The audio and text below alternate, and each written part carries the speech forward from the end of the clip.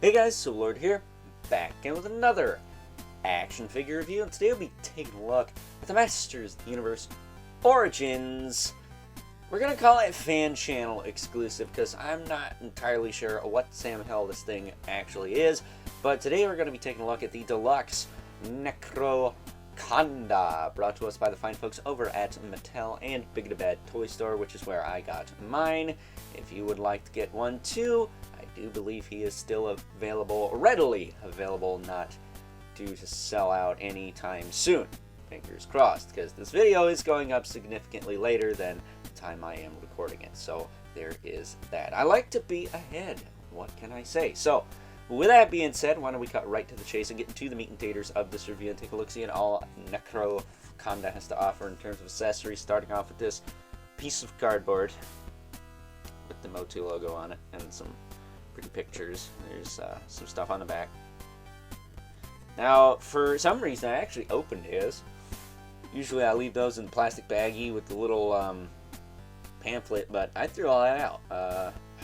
Not really sure why. I'm usually a little lazier than that, but I guess I wanted to put in the extra 2 seconds, you know? Doesn't hurt to put in an extra 2 seconds. That's what your ex-girlfriend said. So, he also comes with the snake tail body we are used to seeing with the likes of Lady Slither. That's actually where it came from. And what you can do with this guy, you can pop his legs off relatively easily. It's not hard to pop his legs off, and then you can swap this on as long as the soft goods are not in the way. Let's see. There you go. And then he can have a snake body. Now granted, you can only pose it like this, kind of coiled up, like he's coming out to get you, but it does look cool, I suppose. But I'm not the biggest fan of this snake body, sad to say, because it's just hollow and cheap feeling, and while I'm not really worried about longevity, it's just there's not enough of a base there to hold him up in most poses. So you really gotta pose it right so it can stand, period. And it makes me wish that the thing just didn't have any articulation and was posed accordingly, and maybe just a chunk of solid PVC with the peg glued into it. I think that would have been a little bit better, because you really can't pose it as it stands. If you can get it to stand, that is. And then as far as weapons go, he does come with the same dagger that we saw with Lady Slither. So if you wanted to, you could give her 2 of those, or give one to Snake Tila, because she's got the same weapons. He's got the Fangor sword, which is fine. And then he's got the same sword that came with Snake Tila, and the Tila that came with Zoar, if I'm not mistaken. This sword also came with Demo Man, funny enough. And then he's got the Titty Twister of Doom, which just plugs right into, the gauntlet here, like so. So he can grab a hold of Lady Slither's tiggle bitties. We'll leave that out for now and take a closer look at him. As you can see, though, he is a hodgepodge of parts. Now, the one thing I will say is he's supposed to be like Scareglow and like glow in the dark, because I don't think he does. I pulled his hood back and it's like purple. So I'm a little let down by the fact that he's not like super glow in the dark. I think that kind of sucks.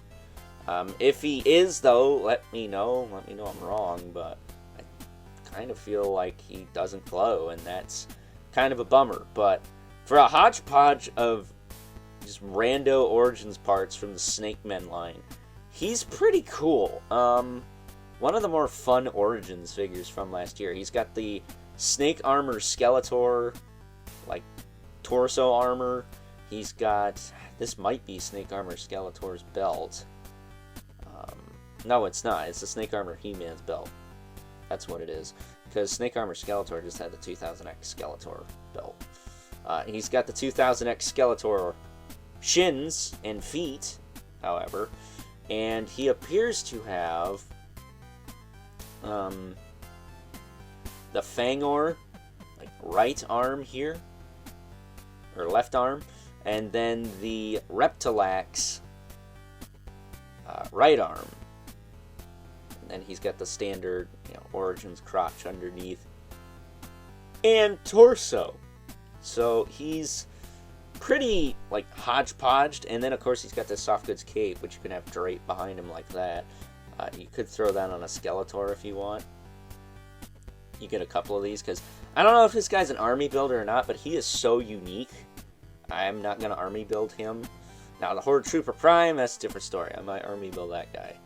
Just 2, though. I don't need, like, 100 of them, like some of you crazy mother truckers out there. But as far as his articulation goes, his head, it's on a double ball peg, but it's very hindered because he's got the King Hiss head, the neck coil there, so he can shift it a little bit, but it's not going to get a ton of range.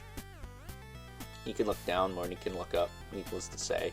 He does have a rotation, he can tilt, his shoulders will go out, back down, forward and back, single jointed elbow with rotation, swivel hinge wrists. His waist will turn.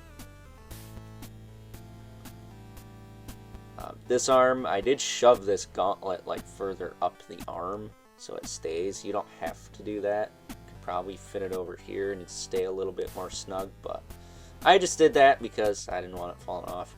His hips can kick forward and back, out. He's got a swivel at the knee. He's got hinged knees, but be mindful of those. They were both really tight on mine. First opened him, but I managed to work him loose without having to heat anything up. He's got a boot cut, and then he's got a single jointed foot. He's got a hinge in the foot with a rocker, and peg holes at the bottom of the feet. So, very cool. Surprising, I think, is the best way I could put it, because I didn't expect much out of this figure, and boy oh boy is he not one of my favorite Origins from last year. Which is a bold statement, because I love Reptilax, I love Demo Man. I would love Modulok if he freaking came in, but it is what it is, I'm afraid. So, with that being said, it is time now that we take a look at some size comparisons.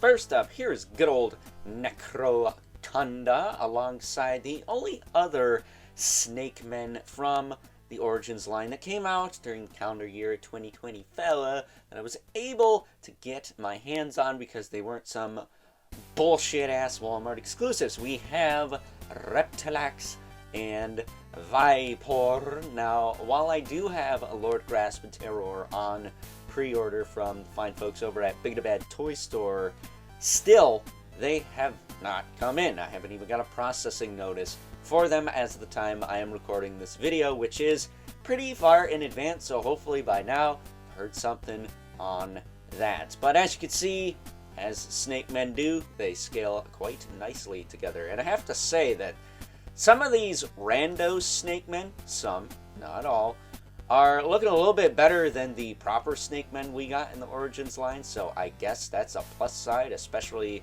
in terms of Reptilax, because I don't know what it is about that guy, but I love that guy. No homo. So, getting these two out of the way.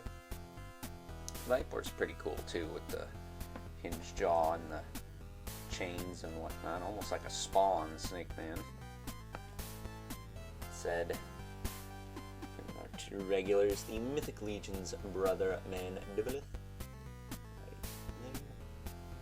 And the infamous 11 Spawn, who, as usual, towers over everyone because he is not a 5.5-inch figure. So, with that being said, it is time now that we wrap things up with some final thoughts. Overall, and while I can wholeheartedly say that good old Necro-Conda here has not won me over in terms of the whole Origins tail lower body thing, it's just too unstable for me, man. I will, however, stand by my previous statement in saying that for a hodgepodge of rando Origins parts, repainted in matching colors, this is hands down one of the more fun Origins releases from the calendar year 2020 fella, which is a bold statement because this guy, to me, is up there with the likes of Reptilax and Demo Man, and if you knew how much I liked those figures, you know that that is the best compliment I can give an Origins figure that came out in 2024, because aside from the Turtles of Grayskull and Cartoon collection, what exactly did we get for standard MOTU Origins last year? I ask you, what exactly did we get? That's right. So, with that being said, I hope you guys enjoyed this review. Until next time, I'll catch you guys later.